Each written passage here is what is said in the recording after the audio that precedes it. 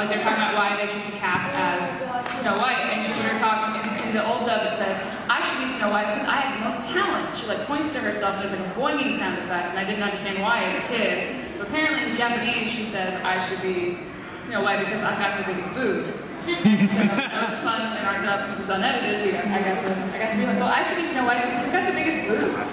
And then Mars is like, that's not fair. And then Jupiter like flips her hair and she's like, want to take measurements?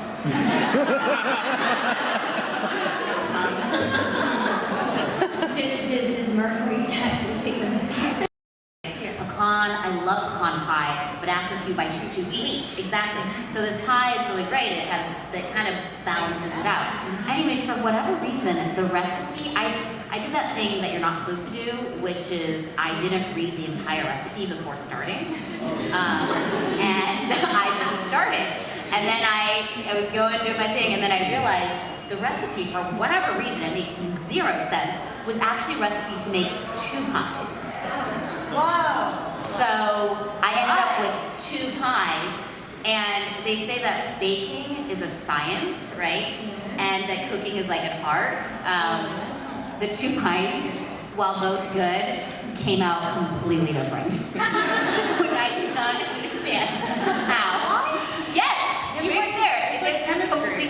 I must have not put exactly the same measurements on both sides, but they came out completely different.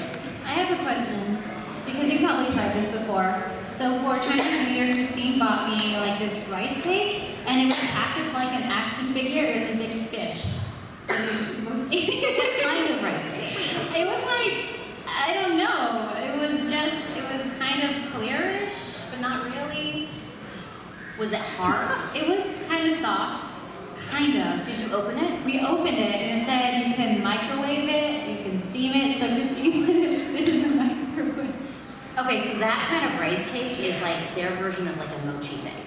Yeah, So, that seemed like. Yeah, so usually, traditionally, that kind of, it's like the literal translation is like sticky cake. Yeah. You cut it in pieces, and then what you do is you dip it in like a egg wash batter, and then you can pan fry it. Oh. And then the reason why you would do it that way is because it's like mochi, right? So when the mochi heats up and melts, it just gets gooey and sticky and loses its form.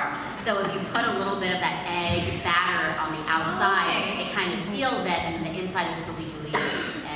But you can steam it. We were pretty sad because she put it in the microwave to warm it up, and it wouldn't all come out. Yeah. It just lost all flat, and it was just goo. It was not a fish anymore. We answered a question. Oh, what are we like? Yeah, what do you like? How are you similar? I feel that like at my best I'm pretty optimistic, so that's like her. The Olympics. Yeah. I'm kind of a klutz, so that's kind of like her. I think I'm a better cook than her, although some people may beg to differ. I feel like I want to elaborate on the Olympics thing because it was a very Sailor Moon moment. Like the leader, like we were like at Epcot the other day. We spent the whole day there. We wanted to do Magic Kingdom, and like time was running out, and there was only like an hour left.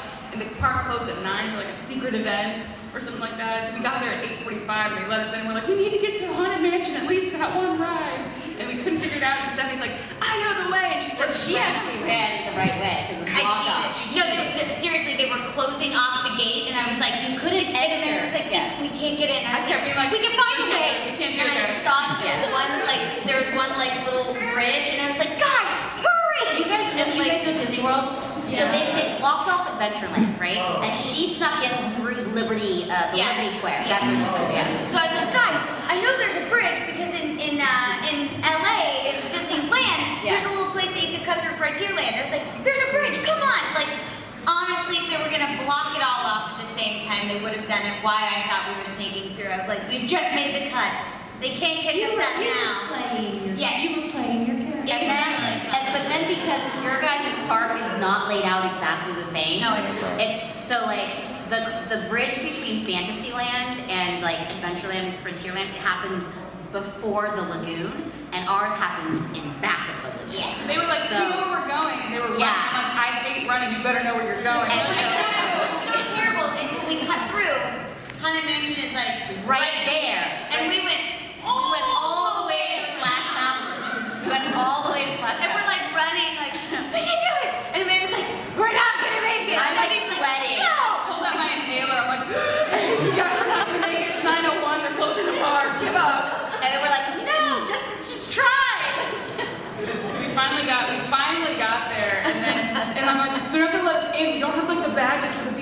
bad because it's after 9. I'm not supposed to be here. And Stephanie looks at me. She's like, haven't you ever watched the Olympics? And she like goes into this inspiring speech. It was very like Sailor Moon experts. She's like, we're never gonna know until we try. What are we gonna lose, Amanda? And Amanda's like, a lot, actually.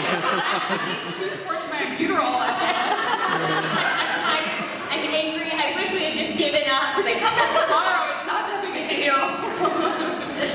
It sounds like you guys have a lot in common. To be honest. My character is on an airplane. She did the smart thing. And Kate can also shoot bubbles. You know, that bubble power. That bubble that we saw on the way back, that was great. There was a bubble that did not pop for the longest time. We thought it was a drone, and we're like, where is that coming from? And everyone's like, it's a bubble. You guys are like 30. Chill out. By the way, you did make it onto On. Yeah, we did. We just walked right in, and the whole time Amanda was like, are we home free? I'm like, would you stop asking? Are we home free? Because we weren't supposed to be there after 9. Like everybody. We get that. We get that. And then so we were worried like the other ride that give badges, you can't get in there. And so we were like, are they gonna like we got to like where it started stretching? I'm like, are they gonna stop it? Are they gonna stop it? And then halfway through the ride stopped. I'm like, they found us. Technical malfunction. They're coming for us. They're gonna throw us out on me. Super optimistic. I guess I'm sort of like Sailor Venus. I'm not a good cook at all. I'm not even gonna pretend. I tried this year saying I'm gonna cook all this healthy food and like save money instead of like buying healthy food. But then I didn't realize like super healthy desserts, there's usually something in them called Irish moss. And so I was going around with Bryce's wife, we were trying to buy all this stuff, and Irish moss has to soak for 24 to 36 hours. So we were like, we can make this. Oh, Wait, man, we can make this. Why is Irish moss in everything? I'm still stuck on super healthy desserts. Yeah. Like, what is that? What is a super healthy dessert? So like there's no sugar in it. There's like stuff that you get like Cafe Gratitude or something like that where there's no sugar. It's like sweetened with dates, or it's all natural sweeteners. Like so it's like plants. It's like natural. It's really good. However, there's a lot of work that goes into it. So like by the end of it, we were like, this is why we pay more money. Because I don't want to deal with soaking Irish moss for 36 hours. Does it look like moss? I have no idea. We couldn't find it in the store. We went to 5 like health food stores, and they're all like Irish moss. Island for that. We're talking a lot about food. Just eat a piece of fruit. Yeah, so that was weird. But I've always loved films and like Hollywood culture and music culture, and I'm fascinated by like all those true Hollywood stories, which. Venus is pretty into that kind of stuff. And I think there's 2 very distinct sides of me, where there's like the serious side of like, let's get things done, and then there's the side like that Amanda saw yesterday, which was like dancing like a moron at Disney World. And Amanda's like, people are staring at you. I was like, I don't care. I'm hanging out with children. It's great. Nobody's judging me. I feel like she fits in though. Like I feel like people are like Saying she looks like a child? yes. I was dancing in It's a Small World after all. Every time it stopped, I was like doing whatever they were doing off to the side of me. I was like, I'm gonna have to ask you to stop.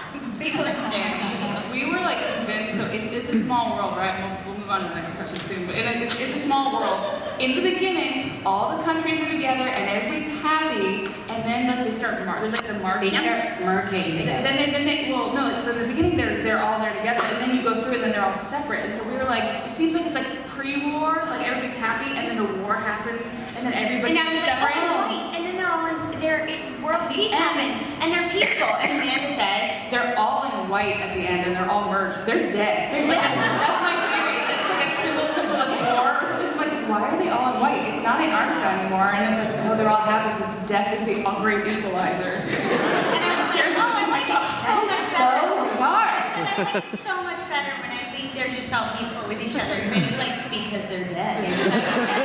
America, people love each other. She's like, when they're dead. It was a really dark. And so then we started singing all the lyrics of It's a Small World after all, like In all the languages? no. Yes, Oh. I found that town. Yeah, that was our. Deep stuff. It's like Really? a world of laughter, a world of fear. like Tears. Tears. World of hope and a world of fears. It's like so much that we share. It's time we're aware. Walt might have had some secret dark meaning. Anyway, I mean, that's what I was supposed to even as a kid. that is dark. No, but it's heaven. At the end. Okay, Oh, speaking of heaven, I'm going to bring this up. You know the Great Valley in Last Four Times? The original ending was the Great Valley was heaven. My childhood. Yeah.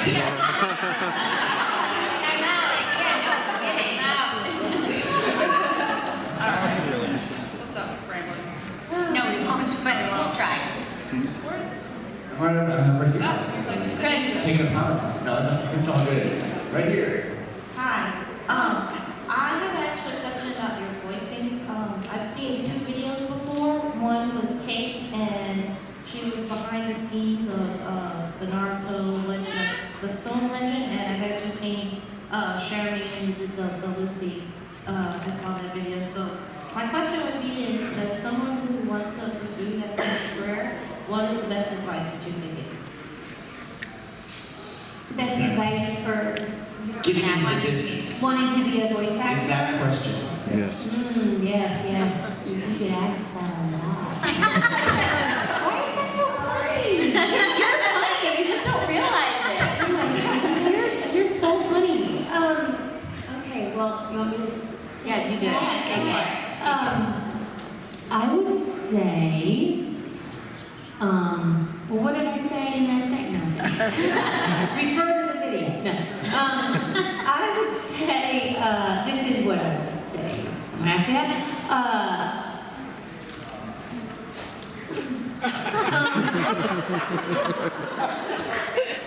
Okay, basically it is acting. So, one must be an actor. So, studying some acting always helps. It is a craft. You can get better at it. Voice acting also involves some mic technique because you're at a mic acting. You're not using your face, you're not on the camera, so it's all about getting your voice to do it all for you. So taking classes in it really does help. Now, you also have to kind of live where the scene is. So you got to be where the work is. At some point, you would have to have an agent out there helping you get some work, but you could get some work on your own. There's lots of places out there that you can submit auditions. I also suggest to people to be a nice person to work with, because relationships are key in the business, because usually people want to work with people that they like. That would seem to make sense, correct? Yes? If they don't like you, they're not going to call you back. So a lot of business is repeat business, meaning they'll call you again. And, those are some basics. Now, who would like to chime in? I would definitely also add acting classes, and I mean this is technically an acting class, but She said acting class. no, I'm saying with acting classes, but also improv. Oh, I was improv. saying improv is still acting, Oh, but got it. because the number of times you'll be in the booth, like that's why a voice isn't going to just be enough. Because people come up to me and they're like, I can do this crazy voice. I should be a voice actor. I'm like, cool. There's the number of times I've booked something based on one voice, and then you go in and they're like, hey, we love your read. Can you do it completely differently though? Like that, or they'll throw a character at you. And with improv kind of builds up your muscle of being able to just go with the flow and be like, yes, and I will do this. And they'll be like, hey, we really like that, but instead of being like a warrior, can you be like a Swedish duck? And then you're like, yeah, I totally can. You get a lot of that when you take voice acting classes as opposed to, like if you take an animation class as opposed to just an acting class. Like I really did learn a lot when I first moved to LA and took animation classes from Sue Blue. I don't even know if she teaches anymore, but I think she does. I don't think she teaches anymore. but I learned a lot from her about how to come up with different voices, how to just kind of come up, how to talk like a cow, which, I mean, everyone's idea of that might be different, but for you to create that out of nothing, for you to, like, what do you think a cow would talk like? And what if you have to have 5 different cows talking? Where can that come from within you? You have to have some sort of jumping off point. So classes are really good to take, and then they also work with you about mic technique and stuff like that. So, but I think that I used to just, when I was younger, think like, oh, you just kind of have it or you don't. But I have been doing voice acting now for 18 years, and I've definitely seen myself improve and continue to get better and better. So there definitely is, a learning curve. So you can learn it and get better. I think cold reading classes are super important because most of the time we don't see the script ahead of time. So we'll walk into a session and we're reading our line. Usually you get to read through it one time and then you do it. So there's no memorizing, you've got to be really good at picking up the inflections and reading things pretty quickly and being able to put them into the scene and implement those lines. So cold reading is very effective, and it's also helpful, like when Amanda said, if they heard something in your voice saying, we've got actually a really hard time casting this other character, and they throw 10 lines at you and say, can you just give us a pass real quick? And that happens a lot on camera as well, and I think cold reading has been very helpful for me. I also, completely unrelated to the business as a whole or being an actor, but just having the disposition for this industry, is you have to make sure it's something that you really love to do. Because as fun as it is to do this job, I think we get told no 15 times to the one time we hear yes. 15,000. Yes. And that's if you're like good and working. You know what I mean? And then there'll be some years where you don't work like at all, or months where you're just not booking anything because that's just kind of how that goes. So you have to be comfortable with like, I love this industry and I will do whatever I can to keep acting. And if that means like I'm not working for a couple months, then jump back into a class so that the muscle is still working. So when auditions do come up, you're not super rusty and then you're not getting work because you haven't been working. So you have to really love every opportunity you get to audition, even if you know, like, I'm probably not getting this job, but it's an opportunity to get to act and play and be this character that I probably will never be again, but for those 5 minutes, I get to see what it's like to step into this character's shoes. And not letting that no defeat you. So if you hear no so many times, you can't go, they hate me. They said that my face looks weird for this role, I must be hideous. No, your face just doesn't look like Jason Momoa, and you're playing Jason Momoa's kid. It's nothing personal. It's just, you don't look like Jason Momoa's kid. And so you can't be like, because I don't look like Jason Momoa, I'm never gonna act, I'm not an actor. No, you weren't right for that one role. Now get out there and keep acting, and go at it again. So you can't give up. It's just like the Olympics. You've got to try to make it on time. Every time, think that Disneyland is closing and you have to try to make it on Haunted Mansion. They might remove you from the ride, but you've got to at least try. You have to, like, you literally have to, like, I remember when I first went to LA and was auditioning, and then I'd audition, and I'd get in my car, and I'd go over the lines in my head and go, oh, I should have done it like this. Yep. Now I read for, like, 5 things a day, and you literally have to read it and just be on, go to the ATM. Now they hire you and you're like, did I audition? Yeah, you're like, did I read that? Well, now I'm like, I get a job, and I'm like, I actually did that job? Like, I can't even remember the work I did. I mean, you have to, like, just read it and move on. Can't even think about it. Bouncing off of what Cherami said, I think the thing that you have to, in addition to loving this work, is that you have to remember that it's work. I think that people see that it's acting and that it's fun and there's all these cool things about it, but every single one of these ladies up here, treat it like a job, which means that you train for it, you study, you do all the things on a professional level that you would do if you were trying to become a doctor or a lawyer or an accountant. You shouldn't work any less hard trying to pursue acting as if you were, from pursuing any other career. If it's a career, that's how you're going to succeed, is to treat it like it's any other job. Yeah, especially if you're trying to open a restaurant, you get a loan, like you have to invest up front. A lot of people don't realize how much money, if you're serious about this career, you do have to invest a lot. So if you're on camera, you buy headshots and you take classes, and getting a voiceover demo reel can be $1,000, $2,000. Like there's a lot, and then I'm stupid and I do casting director workshops, which I'm not going to do anymore. Right. I think They're great. They They are spend great. thousands of dollars on them and they're just like, oh great, thanks. You have to, we'll talk afterwards.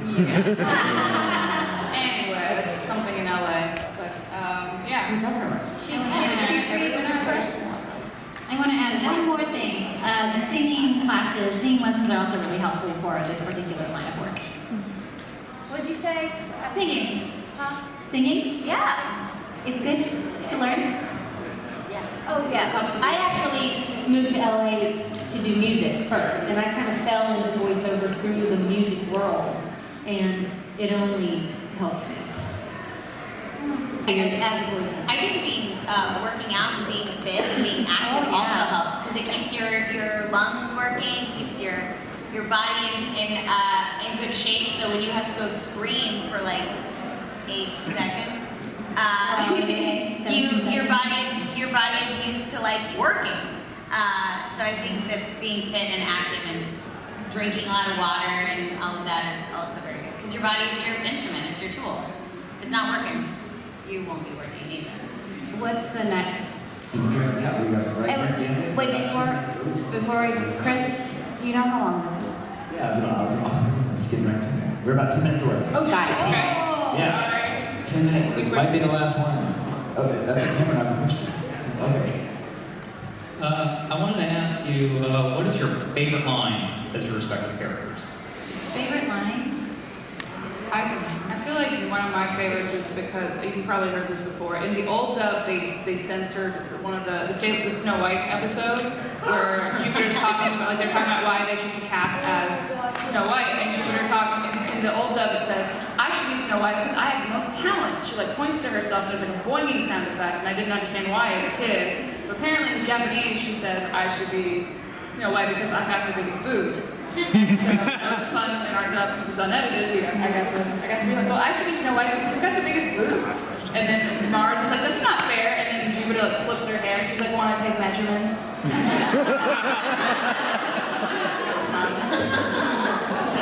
Does Mercury take the